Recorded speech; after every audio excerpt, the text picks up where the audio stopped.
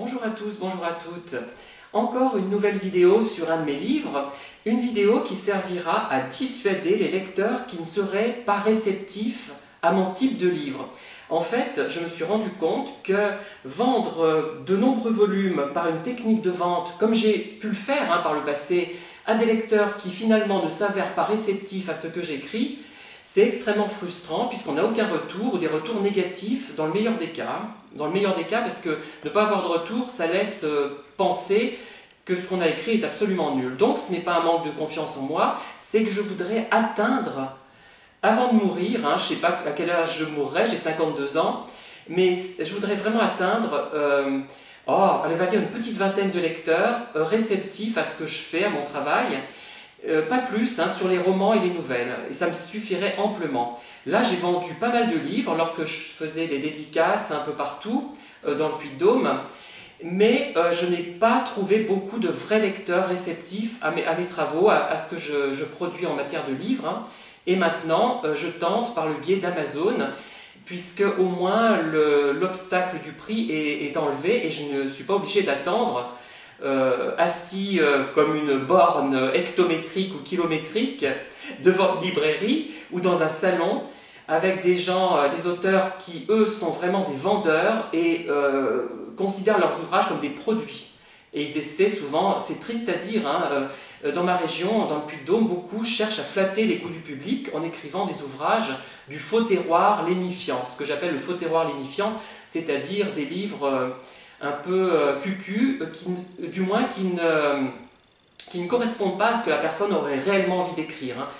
On parle du terrorisme réel, les bombes qui explosent, mais il y a une forme de terrorisme plus douce, c'est celui de la production littéraire. Il y a plusieurs formes de terrorisme. Bon, évidemment, on ne meurt pas, mais on meurt, disons, à petit feu, parce qu'on s'étiole à écrire parfois des livres qui ne nous correspondent pas. Enfin, moi, je n'ai jamais fait. Et c'est pour ça que je n'ai jamais réussi à capter un nombre important de lecteurs. Voilà. Du moins, j'en ai vendu pas mal, mais je n'ai pas eu de suite après ces ventes à cause de cela. Voilà, moi j'arrête de bavarder, je vous présente ce livre qui s'appelle L'inconnu du cimetière Saint-Hilaire et qui m'a été inspiré après un voyage que j'ai fait chez un ami à Marville et à Bar-le-Duc. Il habitait Bar-le-Duc, nous sommes allés à Marville, au fameux et prodigieux cimetière Saint-Hilaire. Je vous le conseille, cette visite, c'est pas loin de la frontière d'ailleurs, mais c'est extraordinaire, c'est un cimetière extraordinaire. Alors, je vous donne par exemple un exemple sur la couverture de ce qu'on peut voir dans ce cimetière, un cristolien du 15e ou 16e siècle, j'ai un trou de mémoire, absolument fabuleux, non pas pour le motif religieux, ce n'est pas ça, ce qui compte c'est la qualité de cette œuvre d'art, de ce chef-d'œuvre. Et il y a des tombes absolument fabuleuses du 15e, 16e siècle qui côtoient des tombes du 17e, 18e, 19e, 20e. Et il y a un ossuaire, avec des crânes emboîtés notamment. Et c'est absolument un lieu magique, poétique, la poésie de la mort. Et ce cimetière est encore en activité, c'est ça qui est formidable.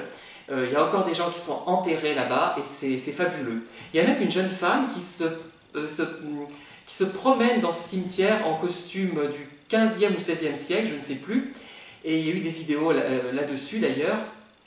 Et moi, avant de savoir ça, j'ai fait promener une mystérieuse femme dans le cimetière Saint-Hilaire également.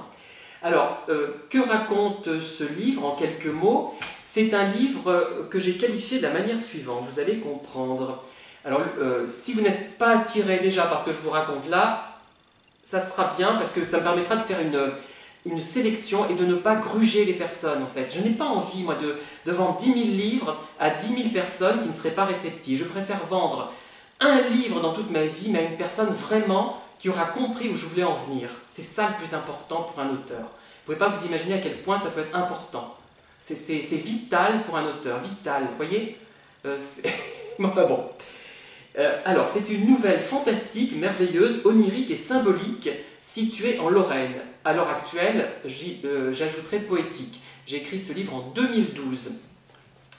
Alors, donc, je fais allusion notamment au transit de Ligier-Richier qui se trouve dans l'église Saint-Étienne de Bar-le-Duc. Et c'est fabuleux, c'est une œuvre d'art absolument fabuleuse. Il y a aussi des Christ en croix, enfin un Christ en croix avec les deux larrons, hein, c'est fabuleux. D'érotisme, de beauté plastique aussi, hein, je dis franchement. Moi je suis très direct, hein, quand quelque chose me fait un effet d'une certaine manière, je n'hésite pas à le dire sans honte. Hein. Bon, j'ai des limites quand même, j'ai un langage assez soutenu, donc rassurez-vous, je ne vais pas sortir d'obscénité. Voilà. Et donc, un personnage apparaît dans ce volume, et en fait, c'est un personnage, on le devine en fin de vie, qui va rencontrer trois femmes qui vont symboliser trois idées. Donc, la première, c'est la duchesse Pozzo di Borgo, la deuxième, la comtesse de Villemanzy, et la comtesse de Jobal, quatre femmes en fait, et la marquise de Marigny. En fait, il y en a deux qui symbolisent la même idée. C'est pour ça que j'ai dit trois, en fait. Et si vous voulez, une femme va permettre le passage de vie à trépas, mais de façon symbolique, c'est-à-dire que ce n'est pas dit comme ça. Voilà, ce n'est pas écrit comme cela. Une autre va symboliser la mort, en fait, une mort joyeuse, prime sautière, une mort qui conduit vers une autre vie. Et la troisième ou la quatrième, je ne sais pas, parce elle se mélange un petit peu, elle se mêle, qui symbolise le rêve que l'on cherche à atteindre. Et d'ailleurs, c'est le même personnage que dans L'inconnu du lac de Guéry. Hein. C'est ce qu'on cherche à atteindre dans notre vie, au cours de notre vie, sans jamais y parvenir, et qui pour moi sera atteint dans la mort, mais dans une mort apaisante, apaisée, et qui ouvre sur autre chose, je ne sais pas quoi. Ce ne sont pas des élucubrations sectaires, rassurez-vous, hein, ce n'est pas du tout mon optique. Je pense que la science un jour expliquera cette après-vie, on en saura plus un jour. Hein. Moi je serai mort, mais peut-être ceux qui m'écoutent le sauront, eux ou elles. Voilà. Et donc, alors, il y a une chose amusante quand même, quand je suis... l'intrigue de cette nouvelle, cette grosse nouvelle, s'est dessinée quand j'ai visité le cimetière Saint-Hilaire. Comment dire, oui. Et je dis, tiens, l'héroïne va s'appeler Valentine Pozzo di Borgo. Pourquoi? Parce que c'était une personne dont j'avais réuni quelques lettres. J'avais acheté des lettres de cette duchesse sur Delcamp. Alors, il faut savoir que j'ai beaucoup de stocks de duchesses, de lettres de duchesses, de marquises, de marquis, de comtes, etc. C'est très courant, enfin très courant, relativement courant. C'est plus rare de trouver des lettres d'agriculteurs, par exemple, ou de gens du peuple. Hein. Et j'aimerais mieux les trouver plutôt que celles de nobles ou de riches bourgeois. Donc, ce n'est pas parce que c'était une duchesse que j'ai sélectionné ce personnage, c'est venu comme ça. Et en me promenant, je disais, tiens, elle va s'appeler comme ça. Et je tombe sur une tombe, c'est le cas de le dire, et cette tombe, c'était un membre de la famille Pozzo di Borgo qui avait été enterré ici, inhumé ici. C'est une coïncidence qui m'a semblé amusante, et j'étais d'autant plus enclin après ça à donner le nom de mon héroïne, de l'appeler Valentine Pozzo di Borgo. Voilà, donc c'est un livre, j'ai eu quelques lecteurs réceptifs, mais comme ce sont des amis, ils m'ont dit que c'était certains m'ont dit que c'était le meilleur que j'avais écrit. Pas tous, hein. Il y a un autre lecteur qui m'a pas fait ce discours, et quelqu'un m'a dit que les descriptions que je faisais de Bar-le-Duc mettaient vraiment la vie en valeur. Voilà. Et ça m'a beaucoup touché, je dois dire, parce que c'est rare que j'obtiens ce genre de remarques. En général, mes livres passent pour hermétiques et tabous, et je n'obtiens rien. C'est dur, hein. Je vous assure que c'est pas évident. C'est pas facile à supporter. Ce n'est pas de la vanité, hein, c'est pas ça. Il y a de la vanité, attention, moi la vanité, je suis le premier, je suis très vaniteux, mais là ce n'est pas cela. C'est autre chose, c'est le besoin de communiquer, et par un livre on cherche à communiquer quelque chose d'essentiel que l'on vit, et il faut trouver la bonne personne réceptive. Chaque livre, à moins d'être vraiment nul, hein, il y a des livres vraiment nuls, hein, bon, c'est sûr, mais là ça a quand même un minimum de niveau d'écriture, donc ça mérite quand même de trouver un public, son public, qui n'est pas fréquent, je pense. Il y a peu de gens qui ont ce type de sensibilité, certainement, mais peut-être qu'elles existent, et peut-être que la personne qui écoute cette vidéo est la personne qui sera réceptive à ce volume, ce petit volume, hein, que je vends en e-book et en volume aussi papier. Et voilà, ce qui ne veut pas dire qu'elle le trouvera génial, c'est pas ça. Un lecteur réceptif, ce n'est pas cela. C'est quelqu'un qui va voir où on veut en venir.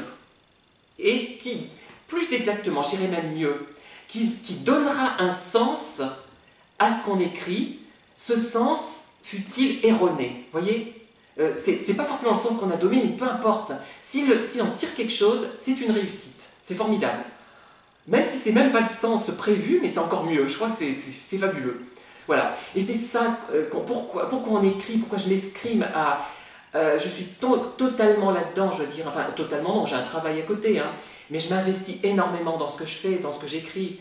Et ce n'est pas par vanité, c'est aussi par vanité, c'est aussi pour me justifier, pour laisser une trace, pour justifier ma présence, à mes yeux, ma présence sur Terre.